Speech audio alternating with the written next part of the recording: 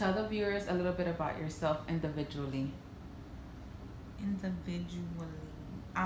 So hey, what's going on, viewers? Welcome to VibinWithV, my bestie's channel. Yes, I said bestie. That wasn't a mistake. She is my best friend. Cause my best friend Fana. Go best friend. That's my best friend. Okay, sorry. Watch it before you away My apologies. Okay. But my name is Marsha Cotton. I'm mother of dos, and I'm a wife of uno. So that's my Spanish for the day. What do you mean you're a wife of one? Of course you're a wife of one. Right. Like I'm a mother of dos. I'm a wife of uno. That's what I'm saying. You could only be wife to one person. So what do you have to put No, out? some people have more than one. More than one husband? Yeah, you didn't hear polygamy? Wait, is it polygamy? I think it's more than one. I think polygamy. But anyways, let's throw that out. You know, just toss that out right there. You know, all of that. Yeah, we're talking about the marriage. No, we're talking about you. Are you talking about me? Okay. Who are you? Me? They call me the Dandara. I'm joking. I'm Jermaine Cotton, hailing from the Virgin Islands, St. Thomas, but I am a rock man though. VI. How you do it? VI. Oh. VI. No, don't hurt yourself. Wow. I didn't get to say I was from Jamaica, so if we're talking about where we from, then I was born and raised in Jam Rock. Me and bad gal, rude gal. You know already. You don't know already. So me grew up on yam and dumpling and steel fish and ackee and starfish and all of that there. Bun and cheese. Okay. Saltfish, patty. No, it's not pate. It's patty. That's how we say it in the boat. Okay, but in Jamaica we say Okay, patty. all right. Okay, sorry, go. Sorry, we're about this. We're not getting invited back. How long you've been married and where did you meet? Okay. So as of January 28th, we've been married for 2 years. Yeah, just 2 years. I know for some of you guys it feels like it's like it's only 2 years, but honestly those 2 years have been like more like 40 years. You know what I'm saying? Because it's been so good, right?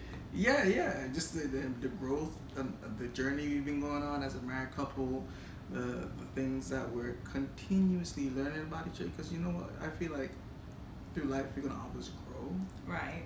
and we're gonna improve in certain areas as we get older. You know, so all of that, yeah. Okay.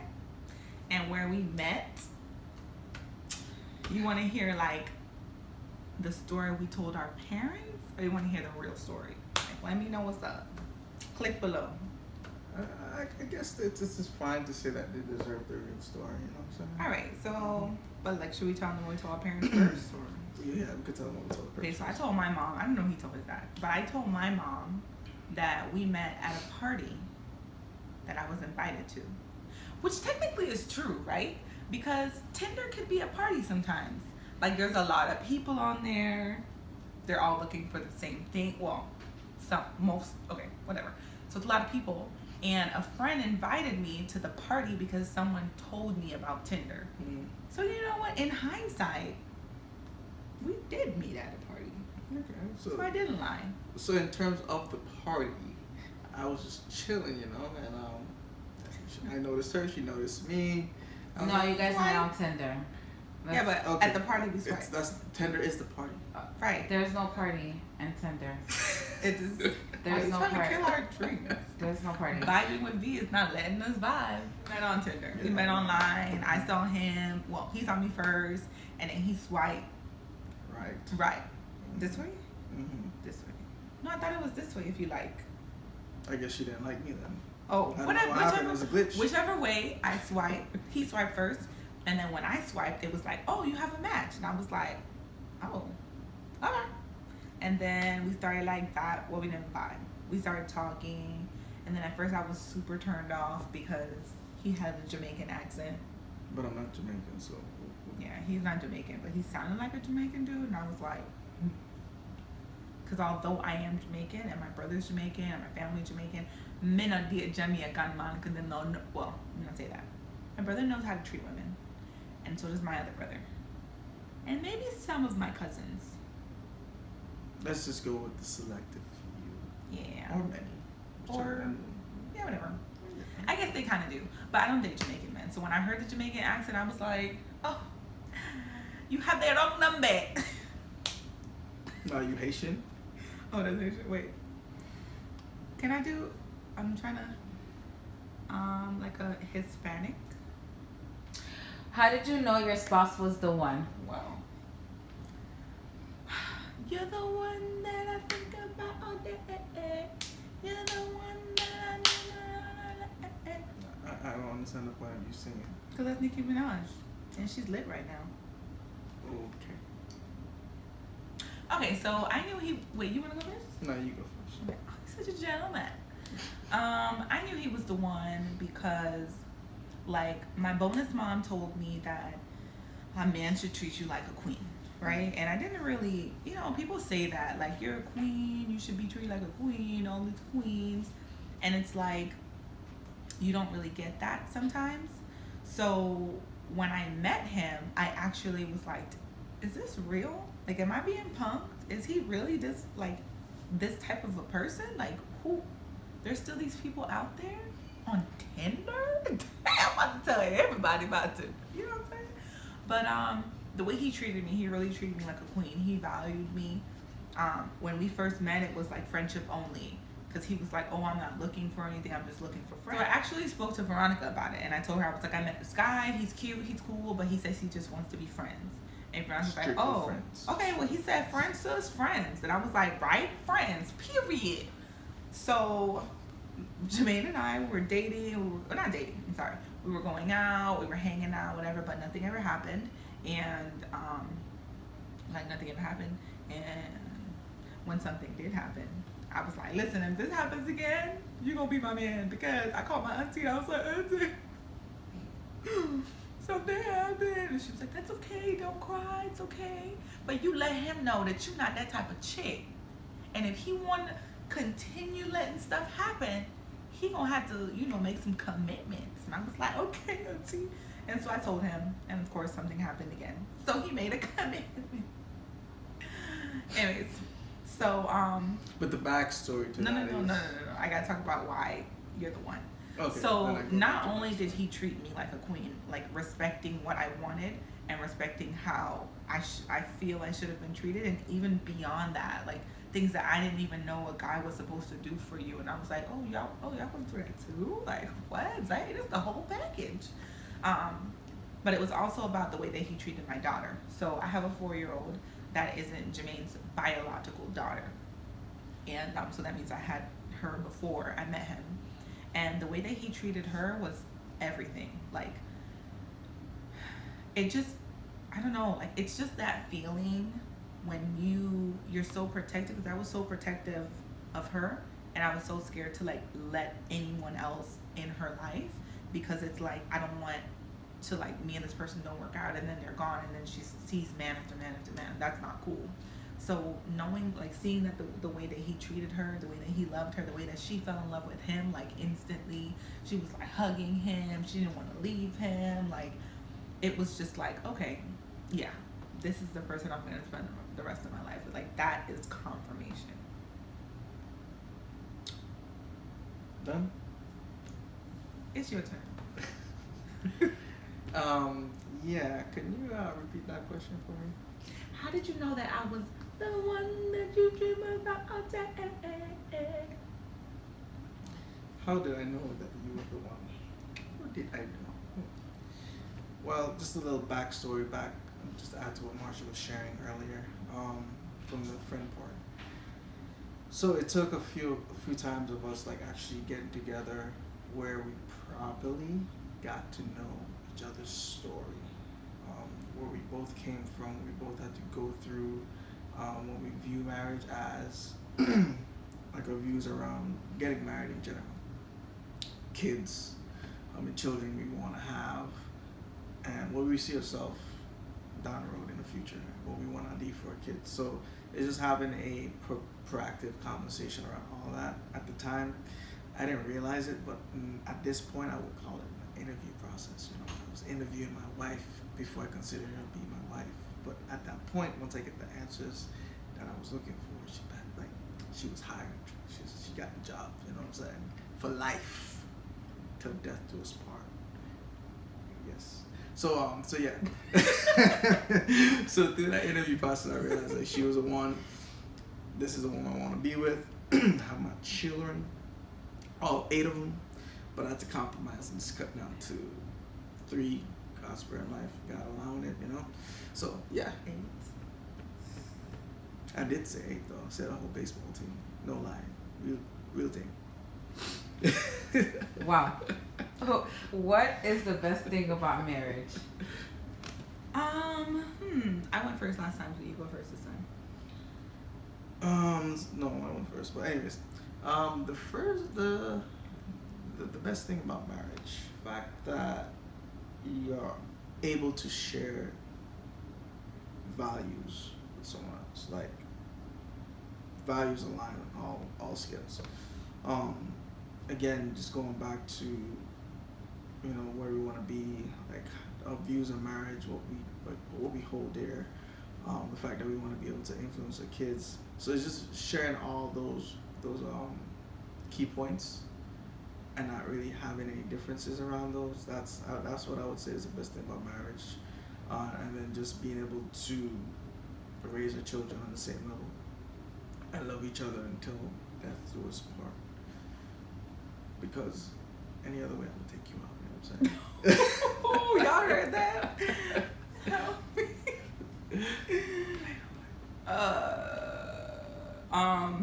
Yeah. I think the best thing for me about marriage is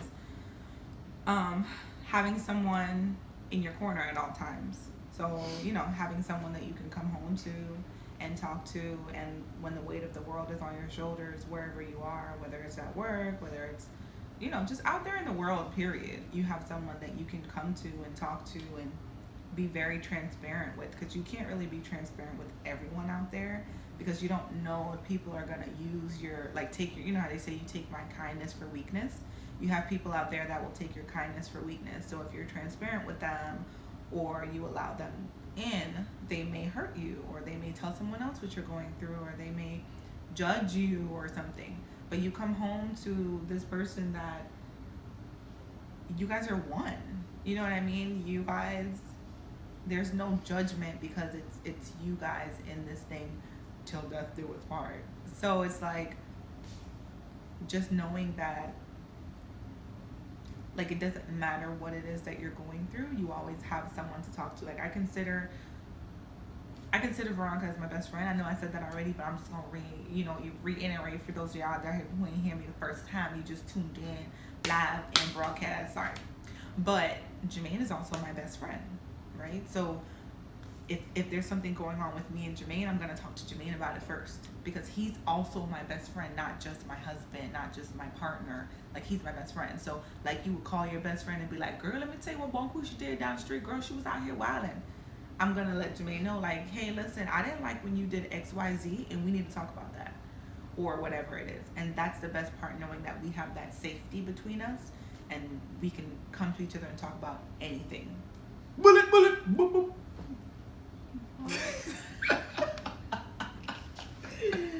Yeah, we're not getting invited back for real. It's like, we're never allowed to come back. It's all good. Yeah. What is one downside to marriage? Now, you notice that we had to take a moment right there. A moment of silence. Moment of honesty. This one got a song for every word. It's gonna be. Okay. You gonna answer the question now? You want me to go? Okay, you go. What did we say? The worst thing? No, What's it's a one downside to marriage? To marriage, one. Sorry. One. He's like one. Okay, babe. One. Not all of them. One downside to marriage is, dang. Oh, got it. One downside to marriage is having to stop shaking the couch. One downside to marriage is having to constantly, like, think about someone else before you think about yourself. And I know it sounds like, what? Like, that's easy. No, it's not. Like, if I have to think about whether I'm gonna take that nap, which I haven't had in years, or I don't know, wash the dishes, cook dinner, fold clothes, which I never do. Just being a little transparent with y'all. You have to like prefer the other person. You have to prefer their decisions, their choices. Not saying that whatever they want goes, but you have to be willing to compromise. And you have to be willing to say, okay, this is what I want. I know that's what you want. Let's figure out how to meet each other in the middle. Not just, okay, well, whatever, because this is what I want and this is what's going to happen, and forget you. Like, that's not how marriage works. It's not. You have to, you're a team, and you're two different people that are coming together and trying to be one. And so it's going to be difficult for that to happen, for you guys to constantly mesh, but that's something that you have to work at day and day again, and just wake up with the thought in your head like, okay, today I'm going to love my husband. Today I'm going to love my wife. Today I'm going to prefer my husband. I'm going to prefer my wife, and then go to sleep. You wake up, it's the same thing again. Like, you have to continuously make that choice every single day. That is hard.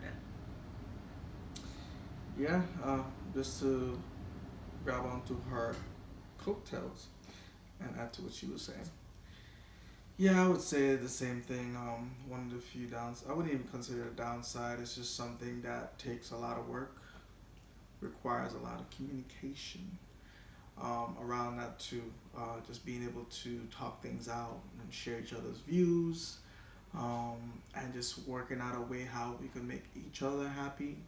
Obviously, we're not going to make each other fully happy, because we're not going to fully get what we want on both sides, but then it's just the willingness to compromise. Yeah. And just say, you know what, how do you feel about taking this and taking this, and we, in that way, we essentially get what we both want. Not all the way in both sides, but still it's a compromise when it comes down to it. So yeah. I would say that's a challenge when it comes to marriage. What is one advice that you will give to a person that is looking towards marriage, whether they are single, in a relationship, or engaged? Kind of going back to what my lovely wife was saying here just a second ago. Going into something like that, it's like we have to really have a come to Jesus talk. Again, not imposing our faith on you, but that's the way I view it, how we view it. Having that come to Jesus talk where we're like, okay, God, am I really ready to become selfless? Because that marriage is going to be very challenging if you going into it being selfish, because then it's like you're not considering that person, their feelings, how, like, their views. In a sense, it could come across as disrespectful, for lack of a better word. Again, just going back to being selfish. That's what it is. So you don't want to do that going into a marriage. So it's like, if you're really considering getting married as a single, or someone that's in a relationship, I would really have that talk with yourself and Jesus, and ask yourself, are you really ready to become selfless, or willing to become selfless? Yeah. And I think that something that's very important for you guys to also talk about is, or for you to ask yourself if you're single, you know, whatever, is like what your expectations are. Like, what are you expecting from your spouse? You know what I mean? Because something that we were taught when we took our marriage class before we got married was that you have to know what the other person expects, because he could have grown up in a, you know, household where maybe dad took care of everything, and I grew up in a household where I had a single mom and she took care of everything. So for him, he feels like, you know, no, I need to do this for you, and I'm like, no, you don't. Like, I got this. I got it. Or vice versa. I grew up in a house where dad did everything, and he grew up in a house with a single mom. And so I feel like, okay, no, the man is supposed to pump my gas. The man is supposed to take my car to the mechanic. The man is supposed to take the garbage out. And he's like, what? My mom did all that. You know what I mean? Like, you can do that stuff too. That can pose a problem down the road if you don't have these conversations up front. Just knowing what to expect. Do we want kids? Do we not want kids? You know what I mean? Like, are we gonna go to church, or are we not gonna go to church? Are we gonna be religious, or are we not gonna be religious? Like, you know what I mean? Like, like anything. You have to have, and I know it sounds stupid because it's like, what? Like, does that even matter? Like, I love him. And I get it. Like, you could love him and you could love her.